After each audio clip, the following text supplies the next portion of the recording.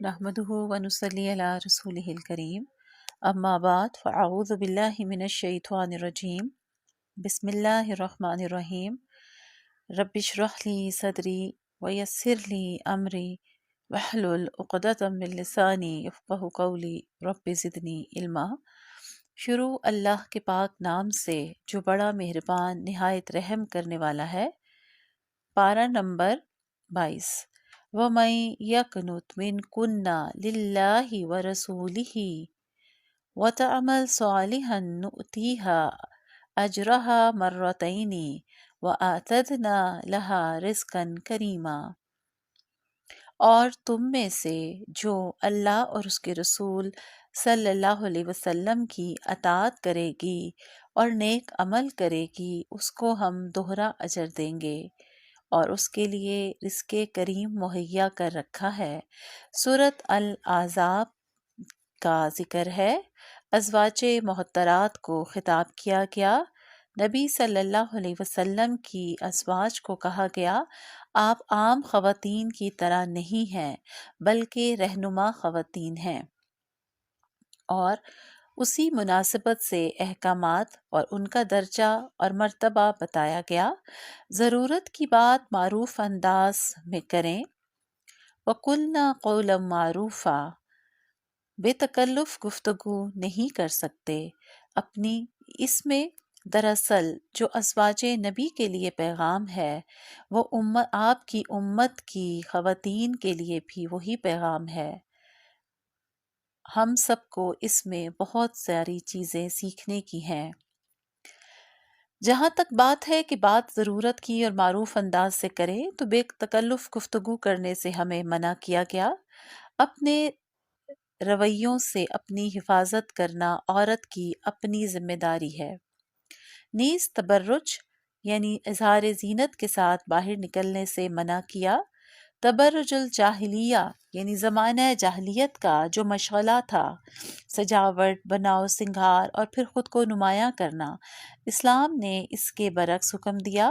عورت اپنے جسم، لباس اور حسن کو نمایاں کرے جس سے دوسرے مردوں کو اس کی طرف رغبت ہو، اس کو منع قرار دیا، گناہ میں شامل کیا، کیونکہ تبرج، بناؤ سنگھار، اظہار زینت کرنا اور اس کی نمود و نمائش کرنا کی وجہ سے ہی عورت اپنے فرائض سے تساہل برتتی ہے، پھر نمائش کا جذبہ پیدا ہو جاتا ہے اور فرائض کی ادائیگی میں کوتاہی ہونے لگتی ہے۔ لہٰذا اس چیز سے منع کیا کہ زینت کا اظہار نہیں کر سکتے۔ نماز قائم کرو، زکوٰۃ دو، اللہ اور رسول صلی اللہ علیہ وسلم کی اطاعت کرو تاکہ پاکیزگی حاصل ہو جائے۔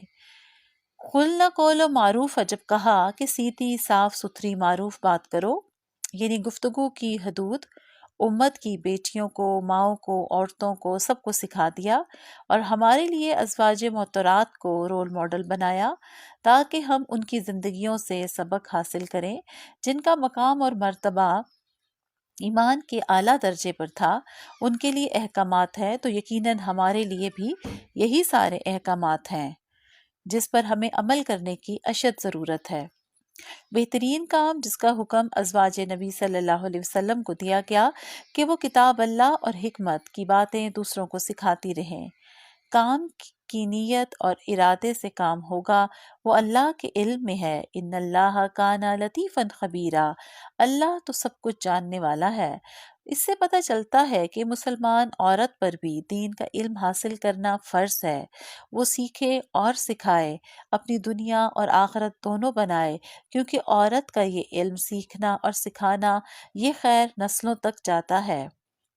صالح معاشرے کے افراد کون ہوں گے، ان کی صفات بتائیں۔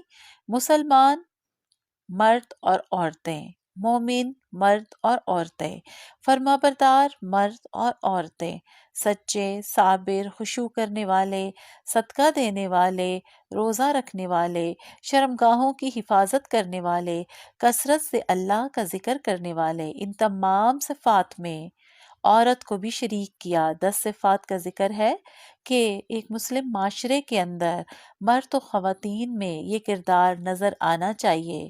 سچائی کا عنصر غالب ہو، عبادات بھی نظر آئیں، خشوع خضوع بھی ہو، زندگی میں پاکیزگی بھی ہو اور ذکر الہی بھی ہو۔ ذکر کی کثرت کا ذکر کہ بخشش اور اجر کا ذریعہ ہے اپنے لیے، جو انسان اکیلے ذکر کرتا ہے، اور وہ بہت زیادہ جو ذکر کرتا ہے، مرد اور عورتیں وہ سبقت لے گئے، یعنی آگے نکل گئے، جنہوں نے اپنے رب کو کثرت سے ذکر کیا۔ فَاذْكُرُونِي أَذْكُرْكُمْ، جب اللہ کو یاد کیا جاتا ہے تو اللہ بھی اس کو یاد کرتا ہے۔ حضرت زید اور زینب رضی تعالیٰ عنہم کے نکاح کو ختم کیا اللہ تعالیٰ نے وحی کے ذریعے۔ ذہنی ہم آہنگی نہ ہونے کی وجہ سے دونوں کا نباہ نہ ہو سکا تو نکاح ختم ہو گیا، اور عربوں کی ایک جو رسم تھی اس کا خاتمہ کیا گیا۔ لپالک بیٹا یعنی جو اڈاپٹڈ چائلڈ ہے وہ حقیقی بیٹے کی طرح نہیں ہو سکتا، اس لیے آپ کے زید لپالک بیٹے تھے۔ جب ان سے طلاق ہوئی، نکاح ختم ہوا، تو اللہ نے نبی صلی اللہ علیہ وسلم کا نکاح زینب رضی اللہ عنہ سے خود کر دیا۔ زوجنکہا، یہ حکم نازل ہو گیا۔ غلط معاشرتی رسموں کو لوگوں کے ڈر سے پکڑنے کی بجائے اللہ کے ڈر سے چھوڑنا چاہیے۔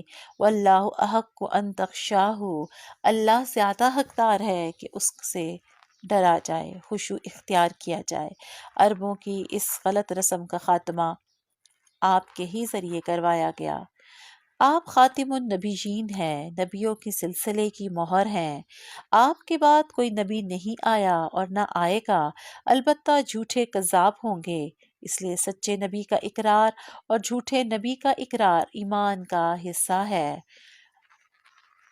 جو سلسلہ حضرت آدم علیہ السلام سے شروع ہوا وہ آپ صلی اللہ علیہ وسلم پر پہنچ کر تکمیل کو پہنچا، اور یہی ایمان کا حصہ ہے۔ آپ صلی اللہ علیہ وسلم کو شاہد، مبشر، نذیر، داعی اللہ اور سراج منیر کہا گیا۔ آپ صلی اللہ علیہ وسلم کی ازواج کی تعداد اور آپ کے نکاح کی حکمت کا ذکر کہ آپ کے نکاح اللہ کے حکم سے ہوئے اور کسی نہ کسی حکمت کے تحت ہوئے، اس لیے کسی کو اعتراض کا حق نہیں۔ جیسا کہ حضرت زینب رضی تعالیٰ عنہا کے نکاح پر باتیں اور مخالفت ہوئی تو اللہ نے وحی الہی کے ذریعے سب مخالفین کے منہ بند کر دیے۔ دعوت کے آداب سکھائے کہ اگر دعوت پر کوئی بلائے تو دعوت قبول کرنی چاہیے، اور دعوت ختم ہوتے ہی رخصت ہو جانا چاہیے۔ دعوت نہ ملے تو جا کر تنگ نہیں کرنا چاہیے۔ غیر ضروری بیٹھے رہنے سے منع کیا کہ گپ شپ کرنا اور ساری رات فضول گزار دینا، اس سے منع کیا۔ اور آیت حجاب نازل ہوئی، منہ کے پردے کا حکم نازل ہو گیا۔ خواتین سے پردے کے پیچھے سے بات کرنا، ذالکم اطہر لقلوبکم وقلوبہن، یہ تمہارے اور ان کے دلوں کی پاکیزگی کے لیے زیادہ بہتر ہے۔ اور شوہر کی عدم موجودگی میں نبی کریم صلی اللہ علیہ وسلم نے خواتین کے پاس اکیلے جانے سے منع کیا، البتہ محرم رشتے اس سے مستثنی ہیں۔ یہی آیت حجاب نازل ہوئی جس سے دلوں کو پاکیزہ رکھنے کا طریقہ حجاب کے ذریعے بتا دیا گیا کہ حجاب کرو تاکہ اپنا دل بھی پاک رہے اور دوسرے کا دل بھی۔ آپ صلی اللہ علیہ وسلم پر درود و سلام بھیج کر اللہ کی رحمت اور سلامتی حاصل کرنے کا حکم دیا گیا کہ آپ پر اللہ اس کے فرشتے درود بھیجتے ہیں، تو اے ایمان والو تم بھی نبی صلی اللہ علیہ وسلم پر درود بھیجو اور اللہ کی رحمت اور سلامتی حاصل کرو۔ تمام مومن خواتین کو حکم دیا جا رہا ہے کہ اپنی چادروں کا ایک حصہ اپنے اوپر لٹکا لیا کریں۔ یدنین علیہن من جلابیبہن، جلباب میں سے۔ جلباب بڑی چادر، آؤٹر ڈریس کو کہا جاتا ہے، جو آپ کے لباس کے اوپر ایک اور لباس کے طور پہ برقع، گاؤن، بڑی چادر کچھ بھی کہہ سکتے ہیں، اس کو استعمال کرنے کا حکم دیا۔ امت کی تمام خواتین کے لیے یہ حکم نازل ہوا تاکہ مسلمان کے طور پر پہچان لی جائے اور اذیت دینے والوں سے بچ سکے۔ پردہ دراصل عورت کی حفاظت کا ذریعہ ہے، اور یہ حفاظت کا طریقہ اللہ نے خود سکھایا، اور ہم اس پر اعتراض کرنے والے کون ہو سکتے ہیں؟ اور یہ کہنا کہ دل کا پردہ ہے، نہیں، دل کی تو اصلاح اور تزکیہ ضروری ہے۔ اصل پردہ یہ ہے جو اللہ نے کرنے کا حکم دیا۔ ہاں، رکاوٹ یہ ہے کہ لوگ کیا کہیں گے، اسی ڈر سے انسان اپنی آخرت برباد کر دیتا ہے۔ لیکن یاد رکھیں، آخرت میں اکیلے ہی حساب کتاب ہے، وہاں کوئی مدد کو نہ آئے گا۔ لہٰذا اللہ کو ناراض کرنے سے بچنا چاہیے، نہ کہ اس فکر میں رہیں کہ لوگ ناراض ہو جائیں گے۔ اور دراصل حجاب اعلان ہوتا ہے اس بات کا کہ میں اللہ کے دین پر عمل کرنے لگی ہوں، میں اللہ کی بات مانتی ہوں، اور یہ حکم تمام امت کی ماؤں کو دیا گیا۔ آپ صلی اللہ علیہ وسلم کو کہا، اپنی ازواج سے، اپنی بیٹیوں سے اور تمام امت کی خواتین سے کہہ دیجئے کہ جب گھروں سے باہر نکلیں تو اپنے اوپر چادروں کے پلو لٹکا لے، یعنی اپنے آپ کو چھپا لے تاکہ انہیں کوئی دیکھ نہ سکے۔ پہچان لی جائیں کہ یہ ایمان والی ہے، کیونکہ عمل صالحات ہی اعلان ہوتے ہیں انسان کے باطن کا۔ اور پردہ عورت کی حفاظت کا ذریعہ بھی ہے۔ قول سدید کہنے کا حکم دیا، سیدھی اور درست بات کیا کرو تاکہ تمہارے اعمال کی اصلاح ہو جائے اور گناہ بخش دیے جائیں۔ سچائی اصلاح کی طرف لے جاتی ہے اور اصلاح جنت کی طرف لے جاتی ہے۔ دین ایک امانت ہے، جس میں منافق اور مشرک کوتاہی برتے گا تو عذاب ملے گا، اور ادائیگی پر مومن کی بخشش کا وعدہ ہے کہ دین کی امانت کو ادا کیا، دوسروں تک خیر کی بات پہنچائی تو یہی راہ اس کی رب کی طرف جانے کی راہ بن جاتی ہے۔ سورت السبا مکی سورت ہے۔ حضرت داؤد اور سلیمان علیہ السلام کا تفصیلاً ذکر ہوا۔ اللہ نے ان کی شکر گزاری کا ذکر کیا۔ داؤد اور سلیمان علیہ السلام اللہ کا فضل پا کے اس کے شکر گزار بندے بنتے ہیں، اور مومن بندے سے یہی شکر گزاری مطلوب ہے۔ اللہ نے ترقی عطا کی، حکمرانی دی، ایسی حکمرانی جو قیامت تک کسی کو نہ مل سکے گی مگر اللہ کے شکر گزار ہیں۔ یاد رکھیں، دنیا اور دین الگ الگ نہیں ہیں۔ دین ہماری دنیا گزارنے کی رہنمائی کرتا ہے، دین ہماری دنیا کو سنوارتا ہے، ہماری دنیا کی اصلاح کرتا ہے، دنیا سے کاٹنے کا حکم نہیں دیتا۔ قوم سبا نعمتوں سے مالا مال تھی، انہوں نے جو جرم کیا وہ ناشکرا پن تھا جس کی ان کو سزا ملی۔ یہ اپنے رب کو بھول گئے، نعمتیں پا کے اتنے مگن ہوئے کہ نعمتیں دینے والے کو بھول گئے، تو پھر اللہ نے وہ نعمتیں ہی چھین لیں۔ قوم سبا نے ناشکری کی تو ان پر بند توڑ سیلاب بھیجا گیا، جس کے ذریعے ان کے باغات، فصلیں اور سب کچھ تباہ ہو گیا۔ مال اور اولاد اللہ کی نعمتیں ہیں اس وقت جب یہ اللہ کے قرب کا ذریعہ بن جائیں، جب ایمان اور عمل صالح بھی ساتھ ساتھ ہوں۔ اللہ کی دین ہے، مال بھی اور اولاد بھی اسی نے دیا اور وہی واپس لیتا ہے، اور رزق کی کشادگی اور تنگی اللہ کا اختیار اور فیصلہ ہے۔ اس لیے جس کو زیادہ مال ملا اس کو اکڑنا نہیں چاہیے، تکبر نہیں کرنا چاہیے، اور کم مال والے کو بگڑنا نہیں چاہیے۔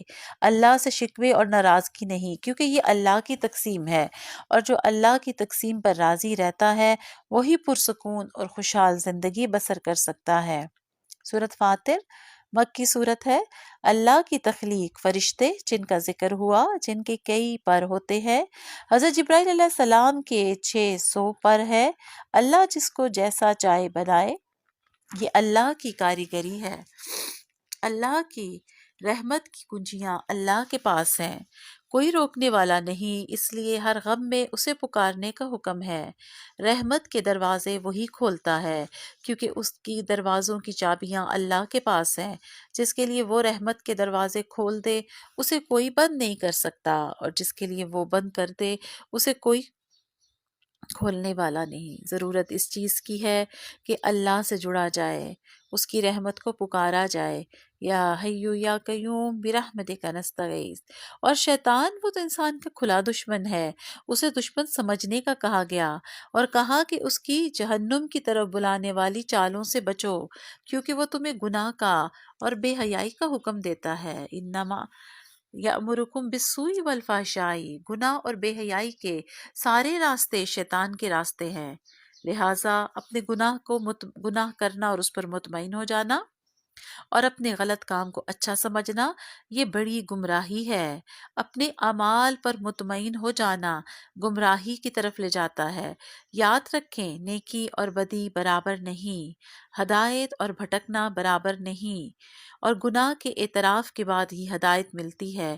توبہ کے بعد ہی انسان اپنے رب کی طرف سفر شروع کرتا ہے، اور جب رب کی طرف آتا ہے تو اپنے دل کی استقامت کے لیے دعا مانگتا ہے، یا مقلب القلوب ثبت قلبی علی دینک، اے دلوں کو الٹ پلٹ کرنے والے رب میرے دل کو اپنے دین پہ جما دے، تاکہ دل میں دین کی محبت اور معرفت اتر جائے۔ یہ بہت بڑی انسان کی بدبختی ہوتی ہے کہ وہ اپنے گناہ کو گناہ نہ سمجھے، اپنے غلط کاموں کو اچھا سمجھے اور توجیہات پیش کرے اور گناہوں پہ آگے بڑھتا جائے۔ اللہ کی ایک اور نشانی اللہ کی کاریگری کہ بظاہر بے رنگ ایک پانی ہے، لیکن اس سے مختلف رنگ کے پھل تیار ہوتے ہیں۔ ایک ہی پانی لیکن پھلوں کی رنگت، پھلوں کا ذائقہ ہر ایک کا مختلف ہے، الگ الگ ہے۔ یہ اللہ کی کاریگری ہے۔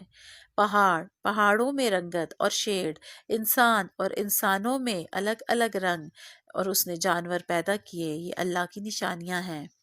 اور اللہ والے تو اللہ سے ڈرتے رہتے ہیں۔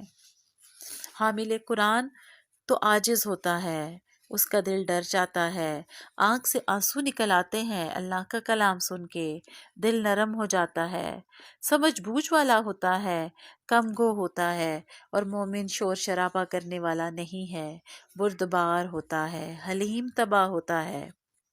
اور اللہ کی کتاب کے وارث تین طرح کے ہیں۔ نمبر ایک، جو اپنے نفس پر ظلم کرتا ہے، کتاب کا تو وارث ہے لیکن شرک کرتا ہے، اللہ کی آیات کا انکار کرتا ہے، گناہوں میں آگے بڑھتا ہے۔ اور دوسرا درمیانی راہ چلنے والے ہے، مشکل آئی تو پیچھے ہٹ گئے، آسان لگا تو دین پر آگے۔ اور تیسرا وہ ہے کتاب کا وارث جو نیکیوں میں سبقت لے جانے والے ہیں، دوڑنے والے ہیں، نیکی کا کوئی موقع ہاتھ سے جانے نہیں دیتے، سستی نہیں کرتے، ٹال مٹول نہیں کرتے۔ ان کے لیے اللہ نے باغات جنتوں کا وعدہ کیا ہے، جہاں سونے کے کنگن اور موتیوں سے ان کو آراستہ کیا جائے گا، ریشم کا قیمتی لباس پہنایا جائے گا، کیونکہ وہ کتاب کے وارث تھے اور نیکیوں میں دوڑ لگاتے تھے۔ سورۃ یاسین مکی سورت ہے۔ انسان کے نامہ اعمال کا ذکر دنیا میں کیے ہوئے کاموں اور پیچھے چھوڑ جانے والے آثار پر مشتمل اس کا نامہ اعمال ہوگا، چاہے اچھے ہوں یا برے ہوں۔ یعنی پتہ چلتا ہے کہ انسان کے نامہ اعمال کے دو حصے ہیں، ایک حصہ تو اس نے جو خود اعمال کیے ان پر مبنی ہے، اور دوسرا جو وہ اپنے آثار چھوڑ آیا۔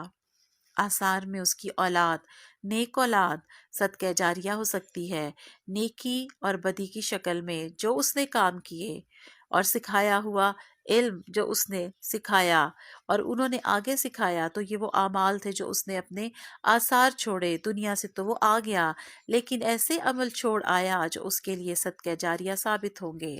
تو آئیے ہم اللہ کے احکامات کی پابندی کرنے کی کوشش کریں اور اپنے نامہ اعمال میں بہتری لانے کی کوشش کریں، کثرت سے استغفار کریں، درود شریف پڑھنے کا اہتمام کریں، اور اللہ کی رضا کی طرف بڑھنے والے کاموں میں سبقت لے جائیں۔ وآخر دعوانا ان الحمد للہ رب العالمین۔